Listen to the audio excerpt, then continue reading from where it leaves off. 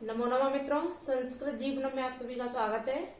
तो जैसा कि हम लोग अपने महाकाव्य अर्थात जो हमारी श्रीमद् भगवत गीता है उसके द्वितीय अध्याय जो कि सांख्य योग है उसके श्लोकों का अध्ययन कर रहे हैं।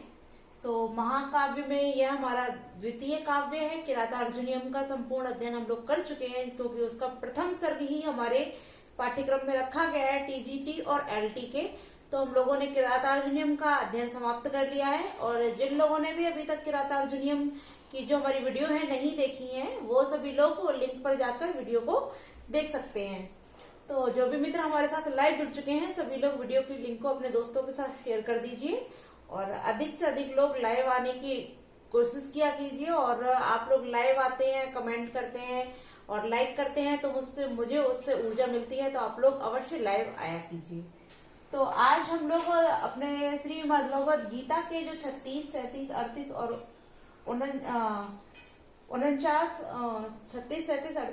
39 जो श्लोक है उसका अध्ययन करेंगे।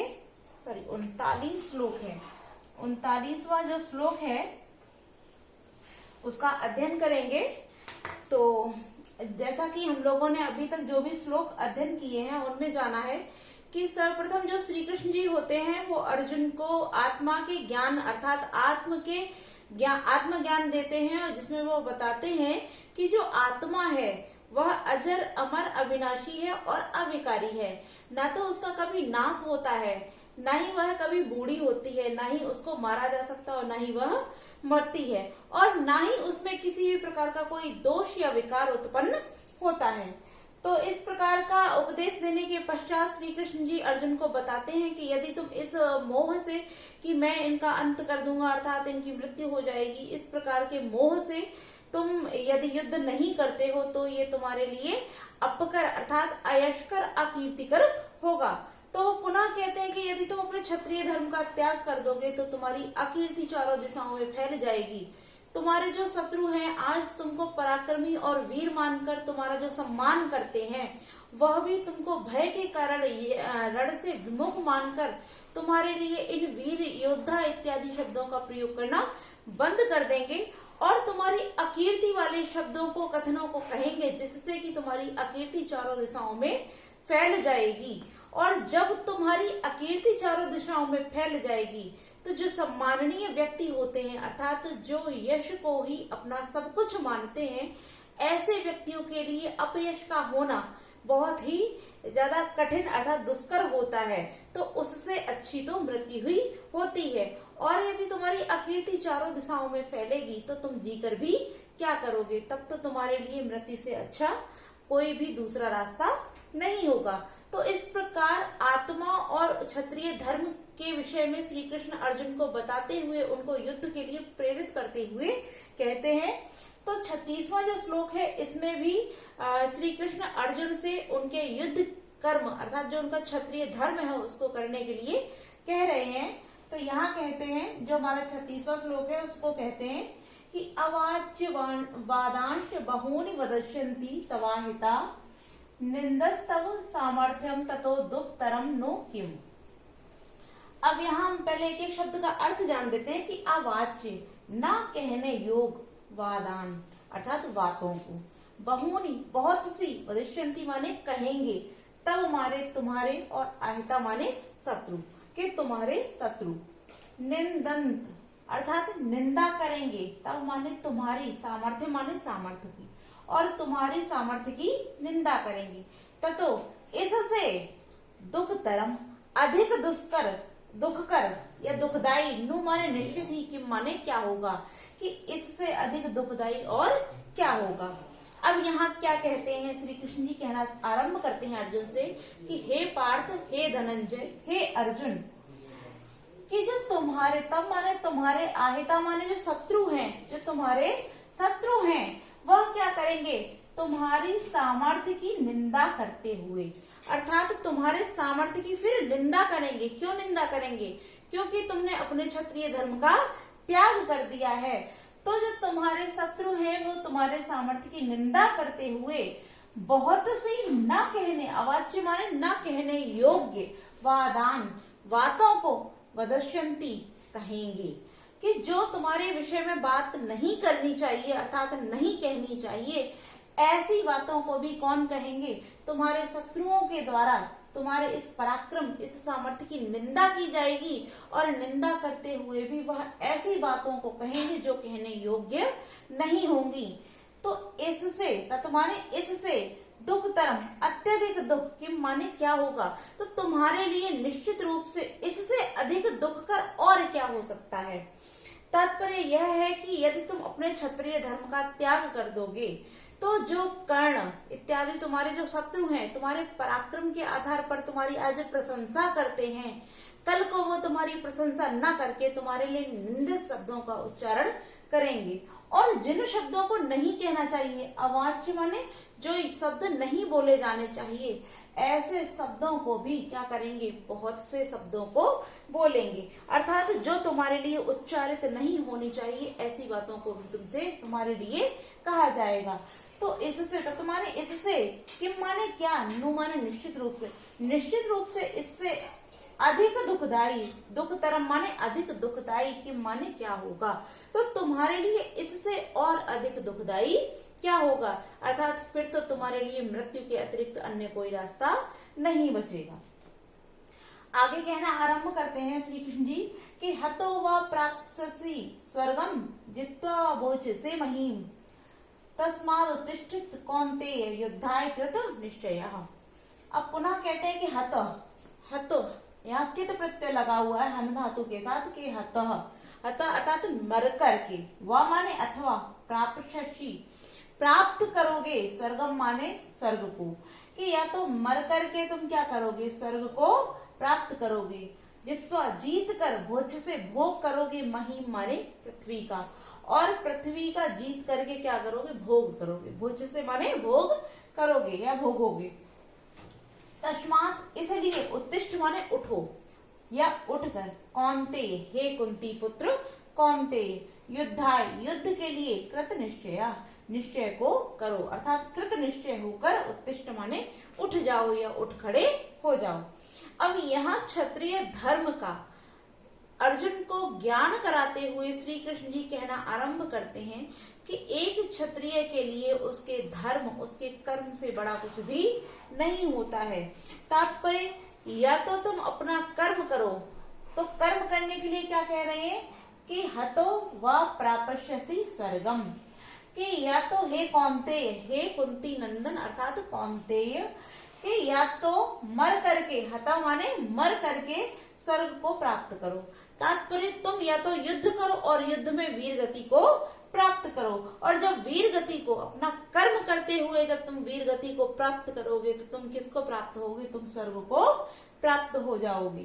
तो या तो हे कौन्तेय मर करके तुम स्वर्ग को प्राप्त करो, वह माने अथवा क्या करो? जीत कर पृथ्वी का भोग, भोज से माने भोग करो, कि अथवा जीत करके पृथ्वी का, महीम माने पृथ्वी का, भोज से माने भोग करो, कि या तो तुम युद्ध करो और युद्ध के दो ही परिणाम होते हैं, या तो व्यक्ति को मृत्यु प्राप्त होती है और या फिर उसकी विजय होती है। यदि तुम मृत्यु को प्राप्त करते हो तब भी तुमको क्या मिलेगा? मृत्यु को प्राप्त करने के उपरांत भी तुमको स्वर्ग ही प्राप्त होगा। क्यों स्वर्ग प्राप्त होगा? क्योंकि तुम अपना क्षत्रिय धर्म करते हुए उस मृत्यु को प्राप्त करोगे। इसलिए हे अर्जुन, हे कौन्तेय, या तो मर करके स्वर्ग को प्राप्त करो, अथवा अगर तुम्हारी मृत्यु नहीं होती है, तुम विजय को प्राप्त करते हो, तो जब विजय प्राप्त करोगे तो ये इस साम्राज्य के आधिपत्य अर्थात स्वामी बन जाओगे, और जब स्वामी बन जाओगे तो क्या करोगे? इस महीम माने इस पृथ्वी का भोग करोगे। तो श्री कृष्ण कहते हैं कि या तो मरो और स्वर्ग को प्राप्त करो, अर्थात युद्ध करो और युद्ध में यदि मृत्यु को भी प्राप्त करते हो तो स्वर्ग को प्राप्त करोगे, अन्यथा या तो जीतोगे, अगर जीतते हो तो क्या करोगे? महीम भोज से पृथ्वी का भोग करोगे। कि जो युद्ध होता है उसके दो ही परिणाम है, या तो जय या फिर पराजय। यदि तुम जीतते हो, जय होती है, तब तुम इस संपूर्ण पृथ्वी का भोग करोगे, और यदि पराजय अर्थात जो मृत्यु होती है उसको प्राप्त करते हो तब भी तुम क्या करोगे? स्वर्ग को प्राप्त करोगे। तो आगे कहते हैं कि इसलिए, तस्मात् माने इसलिए, युद्ध का निश्चय करते हुए, कृत निश्चय अर्थात युद्ध के लिए निश्चयकृत होते हुए क्या करो? उत्तिष्ठ माने उठ खड़े हो। इसलिए हे अर्जुन, हे कौन्तेय, तुम युद्ध के लिए कटिबद्ध हो जाओ। इस अपने क्षत्रिय धर्म को करने के लिए निश्चित करो, इसका दृढ़ निश्चय लो, इसका संकल्प करो और संकल्प लेकर युद्ध के लिए तुम क्या करो, उठ खड़े हो जाओ।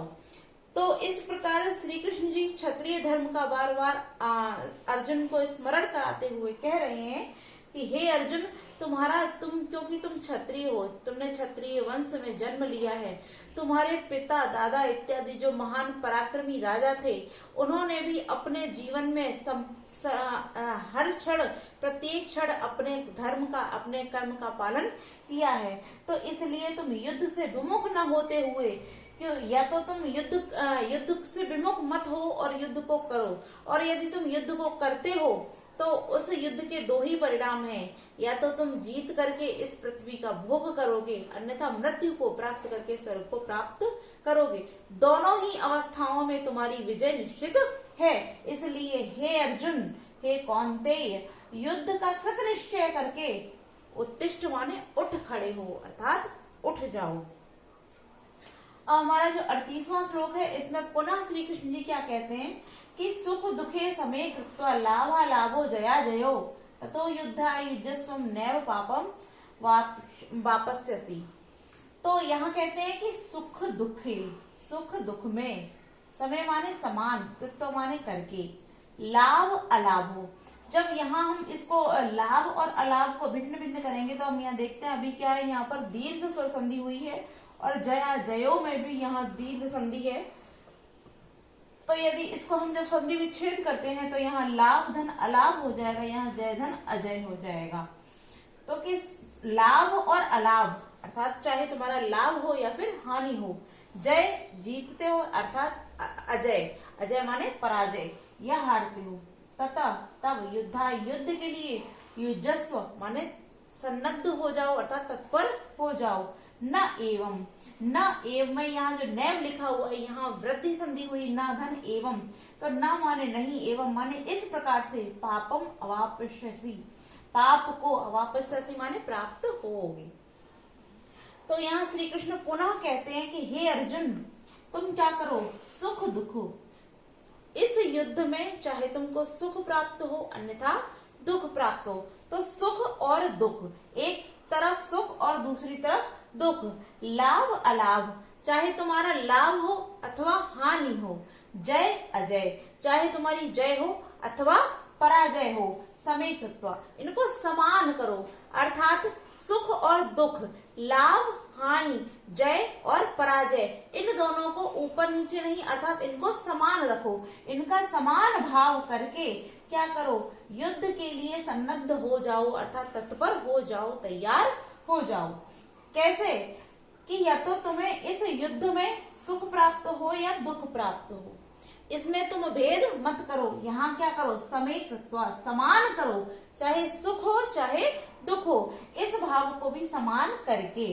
आगे क्या कहते हैं, लाभा लाभो, लाभ और अलाभ, इन दोनों को भी समान करके, लाभ को भी और अलाभ को भी, चाहे लाभ हो चाहे हानि हो, इस भाव को भी समान करो अर्थात चाहे मृत्यु को प्राप्त करो या राज्य को, यहाँ भी तुम्हारी जो भावना हो वो भी समान हो। आगे कहते हैं जय अजय, चाहे जय हो चाहे पराजय, चाहे तुम्हारी जय हो चाहे पराजय हो, चाहे हार हो चाहे जीत हो, यहाँ भी तुम्हारा जो भाव है वो समान होना चाहिए। अर्थात तीन परिस्थितियों में अपने भावों को क्या करो, समय कृत्वा, समान करके, किसको, सुख और दुख को, लाभ और हानि को, जय और पराजय, इन तीनों परिस्थितियों को समान करके इस युद्ध के लिए युजस्व माने तैयार हो जाओ। अर्थात तुम इन तीनों परिस्थितियों को यदि समान करके युद्ध के लिए तत्पर हो जाते हो, तब क्या होगा, न एवं, नहीं क्या करोगे, पापम अवापस्यसि, तब तुम पाप को प्राप्त नहीं करोगे अर्थात जो पाप है उसके भागी नहीं होगे, क्योंकि तब तुम जो कर्म कर रहे हो अर्थात जो युद्ध कर रहे हो, जो युद्ध करने के लिए तुम तत्पर हो रहे हो, जो युद्ध लड़ रहे हो, क्योंकि पहले ही बता दिया होता है कि यह जो युद्ध है वो कैसा है, ये धर्म युद्ध है। यदि इसको नहीं करते हो तब तुम पाप के भागी बनोगे, तब तुम्हारी अकीर्ति चारों दिशाओं में फैलेगी। किंतु जब तुम युद्ध करते हो तब तुम्हारा कोई भी अपयश नहीं होगा। और क्योंकि ये धर्म युद्ध है तो इन 3 प्रकार की भावों में तुम परिस्थितियों में अपने आप का जो भाव है उसको समान करके यदि तुम युद्ध के लिए सज्ज हो जाते हो तब तुम क्या करोगे, तब तुम पाप को प्राप्त नहीं करोगे, अर्थात तब तुम जो हो पाप के भागी नहीं बनोगे। क्यों? क्योंकि तुमने अपना धर्म, अपना कर्म निभाया है। तुमने अपने धर्म और देश की रक्षा के लिए युद्ध किया है, ना कि अपने स्वार्थ के लिए। क्योंकि तुमने लाभ और हानि इन दोनों के भेदों को भुला दिया है। जय और पराजय इनके भेद को भी समाप्त कर दिया है। और सुख दुख में भी तुमने जो भेद था उसको भी समाप्त कर दिया, अर्थात उन तीनों भावों में समान भाव करते हुए तब तुमने युद्ध किया है। तो इस प्रकार तुम पाप के भागी नहीं बनोगे। और 39वें श्लोक में पुनः श्री कृष्ण जी कहते हैं कि एषा ते अभिता सांख्ये बुद्धिर योगे तुइमाम शृणु बुद्धया युक्तो यया पार्थ कर्म बंधम प्रहास्यसि। तो जो 39वां श्लोक है इसमें पुनः श्री कृष्ण जी कहते हैं कि ऐसा माने यह, ते माने तुम्हारे लिए, अभिहिता माने कही गई है, सांख्य में या ज्ञान योग में, बुद्धि को, योगे यहाँ कर्म योग से तात्पर्य कर्म योग, तो इमाम, तू माने तुम्हारे लिए, इमाम माने इसे, श्रुणु माने सुनो। आगे कहते हैं बुद्धिया युक्तो यया माने जिस, बुद्धि से युक्त होकर कर्म के बंधन को प्रहास्यसि माने छोड़ दोगे, अर्थात त्याग दोगे। तो यहाँ श्री कृष्ण जी कहते हैं, अब यहाँ क्या सब कहकर संबोधित किया, यहाँ पुनः पार्थ कहकर श्री कृष्ण अर्जुन को संबोधित करते हैं कि हे पार्थ, अर्थात हे प्रथा पुत्र पार्थ, हे अर्जुन, ऐसा यह जो बुद्धि है, यहाँ कह रहे हैं ऐसा, अब ऐसा जो है वो बुद्धि का विशेषण है, इसलिए क्योंकि बुद्धि स्त्रीलिंग है इसीलिए यहाँ जो ऐसा है वो भी स्त्रीलिंग में ही प्रयोग किया है। क्योंकि अगर यह ऐसा पार्थ के लिए प्रयोग किया जाता तो यह भी पुल्लिंग में होता, क्योंकि यहाँ बुद्धि जो है वो स्त्रीलिंग में होती है, इसलिए यहाँ जो ऐसा है वह भी स्त्रीलिंग में है। इसलिए हम जान सकते हैं कि ये जो ऐसा है वो बुद्धि के लिए ही प्रयुक्त किया गया है कि हे पार्थ, ऐसा माने यह बुद्धि, सांख्य में, ते माने तुम्हारे लिए, अभिता माने कही गई है कि यह बुद्धि तुम्हारे लिए सांख्य में कही गई है। सांख्य तात्पर्य कर्म योग में कही गई है, ज्ञान योग में कही गई है। अब यहाँ सांख्य से तात्पर्य क्या है, यहाँ सांख्य दर्शन से तात्पर्य है।